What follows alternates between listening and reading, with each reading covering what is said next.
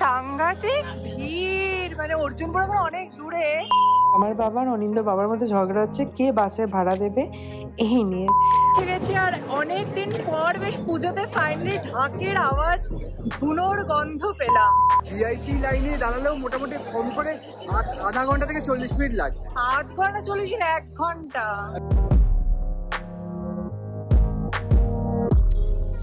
High guys, welcome and welcome back to my channel Spandan. তোমাদের সকলকে স্বাগত জানাচ্ছি আমার চ্যানেলের একটা ব্র্যান্ড নিউ ব্লগে। আজকে ষষ্ঠী, আর আজকে সন্ধ্যেবেলা আমাদের প্যান্ডেল হপিং কন্টিনিউ হচ্ছে। আমরা প্রচুর ঠাকুর দেখছি এবছর। অ্যাজ ইউজুয়াল আমরা সবাই ঠাকুর দেখতে খুব ভালোবাসি। আর আজকে যাচ্ছি দমদম এলাকাটা পুরো ঘুরতে। তোমাদের সাউথ কলকাতা অলরেডি দেখানো হয়ে গেছে, নর্থ কলকাতা আমরা পরে যাব।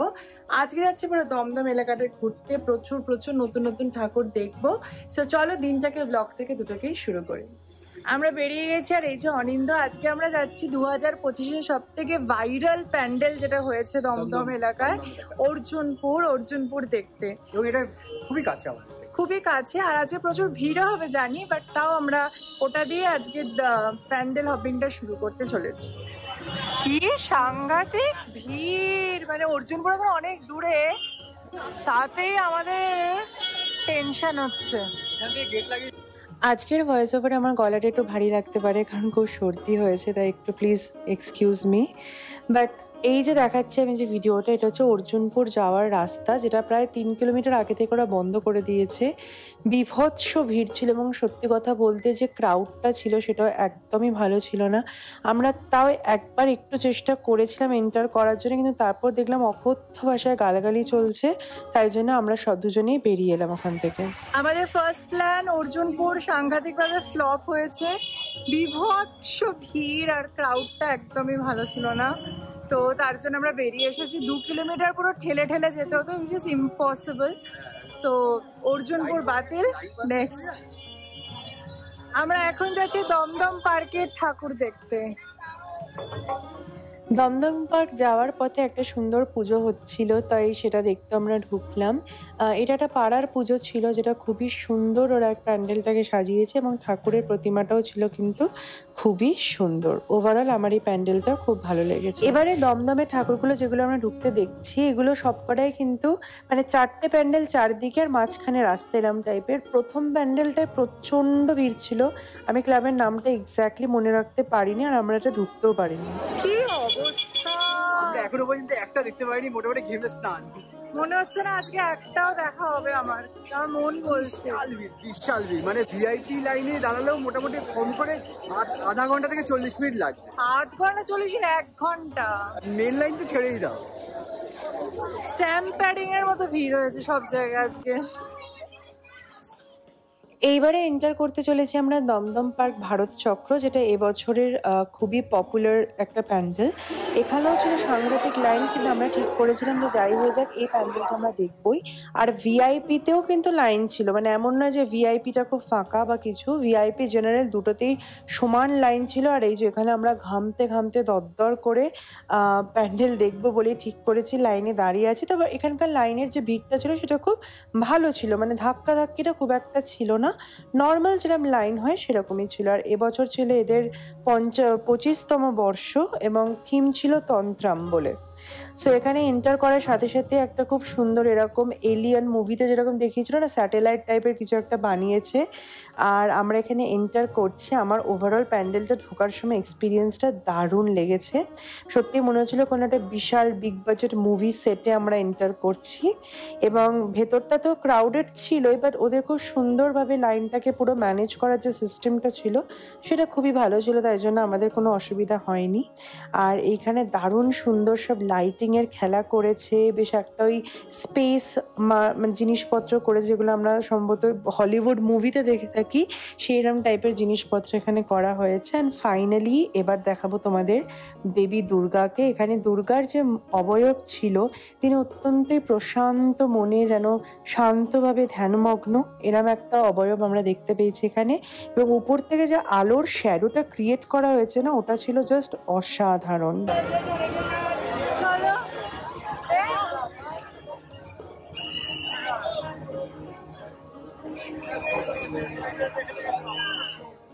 যাই হোক, সাকসেসফুলি একটা প্যান্ডেল দেখার পরে আমরা একটু কনফিডেন্ট পেয়েছি যে ভিড় হোক তাও আমরা দেখবো আর কি।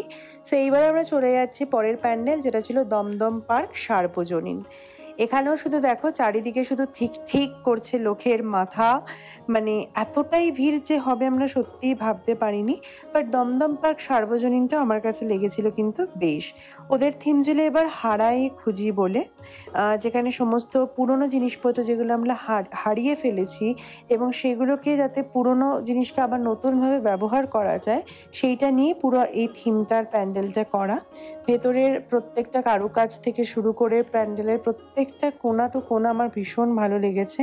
অনেক কিছু সুন্দর সুন্দর লাইনও এখানে লেখা ছিল, যেগুলো পড়তেও লাগছিল বেশ, কিন্তু পড়ার সময় পাচ্ছিলাম না অবভিয়াসলি, কারণ এত ধাক্কা ধুক্কি খেয়েছি যে কি আর বলবো। আর এইখানে ছিল দেবী দুর্গা।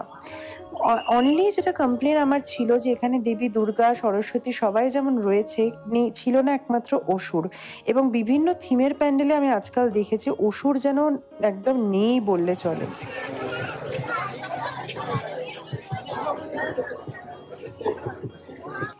এবারে যে প্যান্ডেলটা আমরা ঢুকতে চলেছি সেটার নাম ছিল দমদম পার্ক মিলেমিশে। আর ঢোকার পথে দেখলাম স্পন্দন নামে একটা অ্যাপার্টমেন্ট রয়েছে, তাই একটু খুশি হলাম একটু দেখে। বাট বাই দ্য ওয়ে চলো এই প্যান্ডেলটা ঢোকা যাক।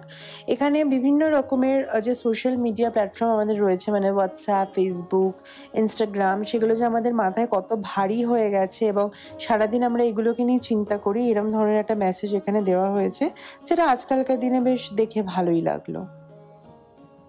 আর এই ছিল দেবী দুর্গার প্রতিমা। প্রচণ্ড গরমে গলা শুকিয়ে গেছে, তাই নিয়ে নিয়েছে একটা ফ্যানটা। আর এইবার আমরা এন্টার করতে চলেছি দমদমের আরেকটা খুবই পপুলার পুজো এবছরের, যেখানে থিম করেছে ব্যোমকেশ বক্সী। আর যেহেতু আমি বইয়ের পোকা, ফেলুদা, ব্যোমকেশ এগুলো পড়েই বড় হয়েছে, তাই ব্যোমকেশ থিমের প্যান্ডেল তো আমাকে দেখতে যেতেই হবে। তাই চলে এলাম এই প্যান্ডেলটা দেখতে। এটা দমদমের একদম দমদম পার্ক এটাকেই বলা হয়, যেটা একদম পুকুরের পাশে ছিল। তো এখানে এবার এন্টার করছি। বাইরে প্রচণ্ড ভিড় ছিল এবং এই প্যান্ডেলটা কিন্তু ইনস্টাগ্রামেও বেশ পপুলার হয়েছে। সো ভেতরে ঢুকলেই এখানে সত্যান্বেষী ব্যোমকেশের সমস্ত যে মেন লাইনগুলো ছিল সেগুলোকে কোট করা হয়েছে এবং প্রত্যেকটা গল্প, মানে ব্যোমকেশ বক্সী পুরো বইটার যে প্রত্যেকটা গল্প, সেখানকার যে বিশেষ বিশেষ ব্যোমকেশের লাইন বা অজিতের লাইন, সেগুলোকে সব কোট করে করে এখানে সুন্দর করে পুরো প্যান্ডেলটাকে ডেকোরেট করা হয়েছে। এখানে এবং সত্যবতীর লাইনকেও কোট করা হয়েছে, যেগুলো আমার ভীষণই পার্সোনালি ভালো লেগেছে। প্যান্ডেলের মধ্যে অনেকেই বলছে এটা কী করেছে, কিছুই বুঝতে পারছি না। অবভিয়াসলি যারা ব্যোমকেশ পড়েনি তা বা দেখেনি বা শোনেনি, তাদের কাছে এটা খুবই একটা অবান্তর থিম মনে হতে পারে, বা মনে হতে পারে এগুলো কী লেখা আছে হাবি জাবি। বাট ইয়েস, বই না পড়লেও অ্যাটলিস্ট আমি মনে করি আজকালকার দিনে আমাদের অডিও স্টোরি আছে, সানডে সাসপেন্স আছে, হইচইতে ব্যোমকেশের সিরিজ আছে, অ্যাটলিস্ট সেগুলো দেখলেও লোকে রিলেট করতে পারতো। বাট এটা তাদের চয়েস যে তারা এসব দেখবে না। তো যাই হোক, এইগুলো দেখতে দেখতে এগিয়ে যাচ্ছে। আর এই ছিল এখানে দুর্গা প্রতিমা। এখানে কোনো প্রতিমার মূর্তি মাটির গড়া ছিল না, এরকম সম্পূর্ণ হাতে আঁকা মা দুর্গা ছিলেন। আর এখানে শিবও ছিল এবং বাকি মা দুর্গার সন্তান সন্ততিদেরও এখানে এঁকে দেখানো হয়েছে। আর সব থেকে যেটা ফেভারিট পার্ট লেগেছে আমার সেটা হচ্ছে এই ব্যোমকেশের ডায়েরি। আবারও গলা শুকিয়ে গেল, তাই নিয়ে নিলাম অ্যাপি ফিজ। আমরা এখন ফাইনালি এসে ডায়মন্ড প্লাজায়, পুরো বন্ধ, বাট ওপরে রং দে বসন্তি ধাবা আছে, তো ওখানে ডিনার করবো। ওখানে আমার একটা চেনা জানা ফ্রেন্ড আছে, তো বললো তোরা চলে আয়, হয়ে যাবে বসার ব্যবস্থা। তো এখন ওখানে ওর ভরসাতেই যাচ্ছি, জানি না কি হবে। এত খিদে তখন পেয়েছিল যে রেস্টুরেন্টের বাইরে দাঁড়িয়ে আমার মনে হচ্ছে কখন ভেতরে ঢুকবো আর খাবার খাবো, মানে খাবারের উপর হামলে পড়বো যাকে বলতে পারো। তো যাই হোক, রং দে বসন্তি ধাবাতে আমরা নিয়েছিলাম বাটার নান আর বাটার চিকেন, সাথে ছিল লস্যি। হাই গাইস, আজকে সপ্তমী, আর সপ্তমীতে আমরা আজকে সবাই মিলে আবারও বেরোচ্ছি, কিন্তু আজকে নর্মাল কোনো প্যান্ডেল না। আজকে আমরা যাচ্ছি একদম কলকাতার বনেদি বাড়ির পুজোগুলো দর্শন করতে। প্রথমেই শুরু করব শিলবাড়ির পুজো দিয়ে। ওখানকার যে অর্ঘ্য আছে, মানে অর্ঘ্যশীল, সে হচ্ছে আমার কলেজ ফ্রেন্ড, তাই ওর বাড়ির পুজো দিয়ে আজকে আমাদের পুজো পরিক্রমা শুরু করব। আশা করবো বনেদি পরিবারের এই দুর্গাপুজো সিরিজটা তোমাদের খুব ভালো লাগবে। তো চলো শুরু করা যাক আজকের পুজো পরিক্রমা, সপ্তমী স্পেশাল। আমরা সবাই উঠে গেছি গাড়িতে। এখানে আমি, অনিন্দর মা, অনিন্দর বাবা রয়েছে, আর আমার মা বাবা সোদপুর থেকে ডিরেক্ট আসছে। একদম একেবারেই আমরা পৌঁছাবো রাজবাড়িতে। বলো। যে এটা যে চোর বাগান তা জানতাম না, এটা রাম মন্দিরই জানি। ও এই গলিতে যে চোর বাগান। হ্যাঁ, এখানে চোর বাগানের প্যান্ডেল। আমরা যাবো অপোজিটে।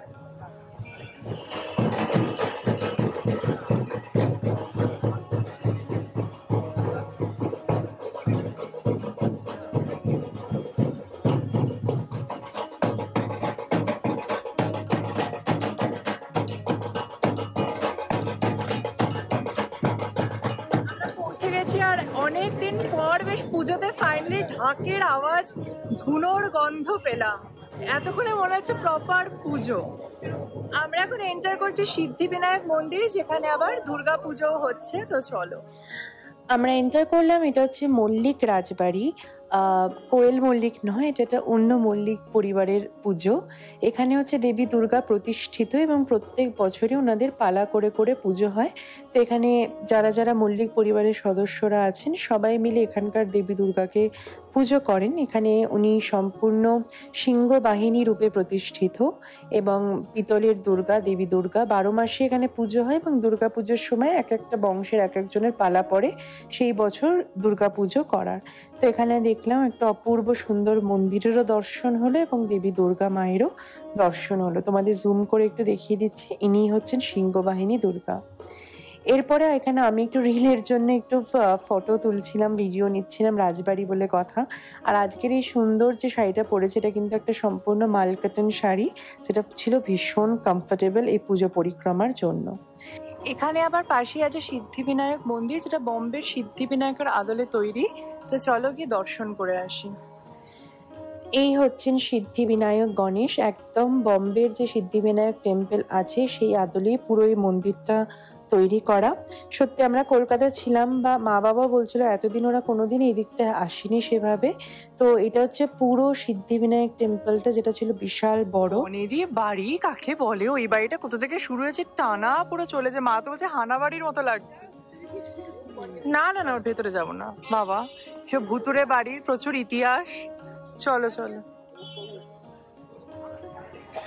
এবারে আমরা প্রবেশ করলাম চোরবাগান শিলবাড়ির পুজো। আর এই হচ্ছে অর্ঘ্য, আমার কলেজের বন্ধু। আর ওদের বাড়ির পুজোটা ভীষণ ভীষণ সুন্দর হয়। প্রত্যেক বছর আমি টিভিতে ফেসবুকে দেখি, বাট এবারে সেই সৌভাগ্য হয়েছে, মা আমাকে ডেকেছেন যে মায়ের দর্শন করতে আমি আসতে পেরেছি সপরিবারে। আর এখানে তখন চলছিল একটা সুন্দর সাংস্কৃতিক অনুষ্ঠান। আমরা মন্ত্রমুগ্ধের মতো বসে এখানে অনুষ্ঠান দেখছিলাম।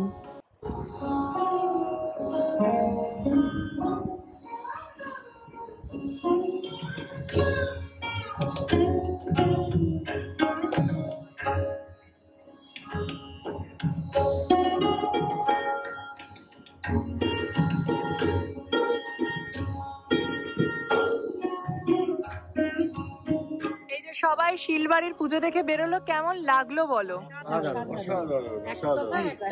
মানে লাইভ সেতার বাজছে, ওইরকম পরিবেশ এখনো কলকাতার শহরে যেরকম বনেদি বাড়ি। দেখো সবই আমার বন্ধুর দয়া দেখতে পেলাম। আমার দয়া না, মা ডেকেছে বলে তাই। তোর বন্ধুত্ব এখন অর্ঘ্য ভীষণই ভালো ছেলে। হ্যাঁ চলো, আমরা এখন এন্টার করছি চোরবাগানের দুর্গাপুজোয়। আবারও সেই লাইনে দাঁড়িয়ে ভিড় ঠেলে ঠাকুর দেখা। বাট বিশ্বাস করো, অর্ঘ্যদের বাড়িতে মানে শিলবাড়ির পুজোটা দেখার পর আমার মনে হলো সত্যি দুর্গাপুজো হয়তো একেই বলে। আর এই আজকালকার দিনে থিমের চটকদারিতে এই একটা অস্বাভাবিক ভিড় বলে এবং মা দুর্গাকে যে বিভিন্ন রূপে দেখানো হচ্ছে সেগুলো সত্যি পুজোর ফিল দেয় না। হ্যাঁ, হয়তো মজা করে সবাই মিলে আমরা ঠাকুর দেখছি, হই হই করছি, এটা ঠিক কথাই, কিন্তু প্রপার দুর্গাপুজো বলতে যেটা বোঝায় পুজোর মতো করে পুজো করা বা মায়ের যে সেই রূপ, সেগুলো সত্যি কিন্তু বনেদি বাড়ির পুজো বা ছোট ছোট পুজোতে বা মণ্ডপে কিন্তু দেখা যায়। যাই হোক, এখানে আবারও এসেছি চোরবাগানে। এবার ওদের থিম ছিল তেজস্রোতা বা এরম একটা কিছুই, মানে স্রোতের প্রবাহের সাথে মা দুর্গাকে দেখানো হয়েছে। আর এখানে অদ্ভুতভাবে এগেন অসুর সাঁতার কাটার ভঙ্গিমায় কি করছে আমি বুঝতে পারিনি। মানে অসুরকে একটা কেমন হেলাফেলা করে, এই যে অসুর হচ্ছে নৌকার তলায়, মানে সত্যি। যাই হোক, এবার পালা একটু খাওয়া দাওয়া করার জন্য আমরা চলে এসেছি গুপ্তা ব্রাদার্স। আর এখানে প্রচুর খাবার দাবার নেওয়া হয়েছে, দোসা, চাউমিন, বাটার নান, পরোটা, পনির এসব। এখন আমরা আবার বেরোচ্ছি হচ্ছে জোড়াসাঁকোয় যাচ্ছি। আমরা ভেবেছিলাম খেয়ে এখান থেকে মেট্রো ধরে চলে যাবো, বাট খাওয়ার পর সবার এনার্জি আবার চলে এসেছে, চাটা খেয়ে নিয়ে এখন আমরা যাচ্ছি জোড়াসাঁকো, তারপর যাবো শোভাবাজার। প্ল্যানে একটু ছোট্ট চেঞ্জ হলে আমরা জোড়াসাঁকোটা ক্যান্সেল করলাম, কারণ জোড়াসাঁকোর ঠাকুরটা বাইরে থেকে দেখা যাচ্ছিল, তার ভেতরে যাইনি।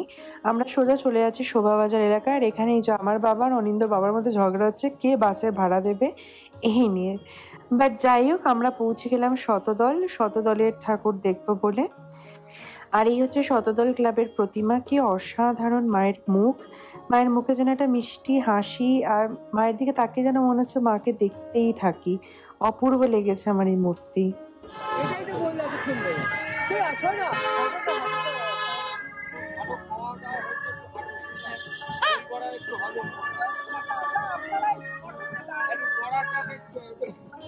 হ্যাঁ,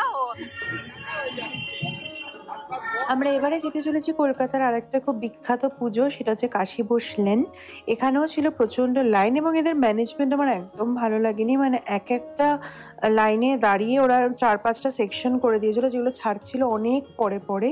এবং ভেতরে ঢুকে মানে প্রায় 1-1.5 ঘন্টা দাঁড়ানোর পরে যখন ফাইনালি আমি প্যান্ডেলের ভেতর ঢুকলাম, এবং ওদের থিমটাও ছিল খুব সুন্দর। মানে লীলা মজুমদারের পুরো জীবনের ওপর তার লেখা বিভিন্ন বইয়ের ওপর ওরা পুরো থিমটা করেছিল, এবং সেগুলো পড়ার জন্য যেটুকুনি সময় দরকার, মানে ওখানকার ভলেন্টিয়াররা দাঁড়াতেই দিচ্ছে না, এমন ধাক্কা মেরে মেরে বের করে দিল যেন এতক্ষণ লাইনে দাঁড়িয়ে সত্যি কথা বলতে আমি কিচ্ছু মানে আমার ভালোই লাগেনি। পুরো মুডটা অফ হয়ে গেছিলো, আমি ঠাকুরকেও ভালো করে দর্শন করতে পারিনি। এবং এত সুন্দর যে সাজিয়েছিল চারিদিকে, যে তার লেখা জীবনী বা তার লেখা বইগুলোকে নিয়ে যে এত সুন্দর ডেকোরেট করেছিল, সেগুলো দেখার পর্যন্ত সময় আমার একটুও পাইনি। তাই আমার কাশী বসলেনটা খুব একটা পছন্দ হয়নি। বাড়িদেবে কাশী বসলেন দেখিয়ে চলে গেছিলাম বাড়িতে। আর পরের দিন ছিল অষ্টমী। সকালবেলা উঠেই চলে গেছিলাম অঞ্জলি দিতে। অষ্টমীর দিনে আমি আর বেশি ব্লগ করতে পারিনি, কারণ শরীরটা একদম ভালো ছিল না। আমাদের অঞ্জলি দেওয়া হয়ে গেছে। বাবা বিভৎস গরম লাগছে, বিভৎস লাগছে। আর হবে না বলে দিয়েছে। চল এবার একটু খাওয়া দাওয়া করি। আর পুজোর কটা দিন করে বিশ্বাস করো, অষ্টমীর দিন আমি আর কোথাও বেরোইনি। অনুরাধা আন্টিদের বাড়িতে বাড়ির দুর্গাপুজো ছিল, তাই ওদের বাড়িতে সন্ধ্যেবেলা গেছিলাম। বাট ইয়েস, এটাই ছিল আমার সপ্তমী অষ্টমীর ব্লগ। তোমাদের কেমন লাগলো অবশ্যই জানিও কমেন্টে। আর ভালো লাগলে please do share, like and subscribe my channel. আজকের মতো ব্লগ থেকে এখানে বিদায় নিচ্ছি। সবার সাথে দেখা হচ্ছে নতুন ব্লগে খুব তাড়াতাড়ি। টাটা।